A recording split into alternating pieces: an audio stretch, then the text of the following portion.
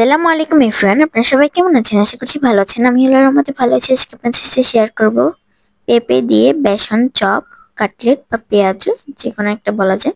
তো এখানে আমি একটি পেঁপের অর্ধেকটু কেটে এর ভিতরকার বিচিগুলো ধুয়ে ভালোভাবে পরিষ্কার করে নিয়ে এগুলোকে লম্বা লম্বা করে কেটে একটি চুলায় এগুলোকে সিদ্ধ করতে দিয়েছি।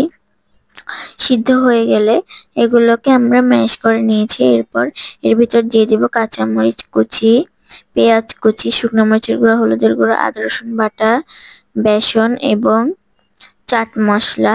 এর সাথে একটু ধনে জিরার গুঁড়ো ছিল।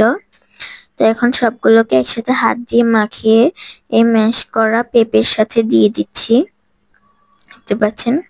তারপর সবগুলো মশলাকে একসাথে হাত দিয়ে মাখিয়ে নিচ্ছি। এখানে আমি একটু চালের গুঁড়া দিয়ে দিয়েছি।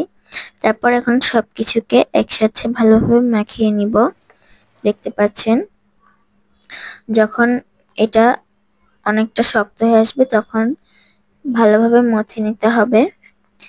এরপর মাখানো হয়ে গেলে এটাকে 10 মিনিট আমি রেস্টে রেখে দিব। এরপর একটি চুলায় আমি তেল গরম করে নিয়েছি, দেখতে পাচ্ছেন, একটি প্যানে। অবশ্যই আপনারা এই পেঁয়াজু বা চপ যে যেটা বলেন এটা আপনারা ডুবো তেলে ভাজার চেষ্টা করবেন এবং যখন এটা ভাজবেন তখন চুলার আঁচটা হাই রাখবেন। তারপর এগুলো দেওয়ার পরে আঁচটা মিডিয়াম টু লো এর মাঝামাঝি রাখবেন। তো এই তো আমি এক এক করে চপগুলোকে দিয়ে দিচ্ছি, দেখতে পাচ্ছেন। আমি বেছে বেছে ভেজে নিব চপগুলোকে। আপনারা অনেকে আলু দিয়ে চপটা করে থাকেন, কিন্তু এভাবে পেঁপে দিয়ে কখনো ট্রাই করেননি। অবশ্যই ট্রাই করবেন। বিকালের নাস্তায় বাচ্চাদের দিতে পারেন আপনারা। অনেক সময় বাচ্চারা এমনকি বড়রাও পেঁপে খেতে চায় না, তাদের জন্য এভাবে স্বাস্থ্যসম্মত উপায়ে স্বল্প খরচে খুব মজাদার একটি নাস্তা আপনারা বানিয়ে দিতে পারেন। এছাড়াও আপনারা এটি বাসায় মেহমান আসলে হঠাৎ করে শর্টকাটে এটা বানিয়ে খাওয়াতে পারেন। তো এই তো দেখতে পাচ্ছেন এগুলোকে আমি উল্টে পাল্টে ভেজে নিয়েছি। যখন দেখতে পাবেন এগুলো এরকম ব্রাউন হয়ে এসেছে তখন এগুলোকে আমি তুলে নিচ্ছি, দেখতে পাচ্ছেন। এগুলো কিন্তু প্রায় ভাজা হয়ে গিয়েছে, অনেকটাই ব্রাউন হয়ে এসেছে এগুলো।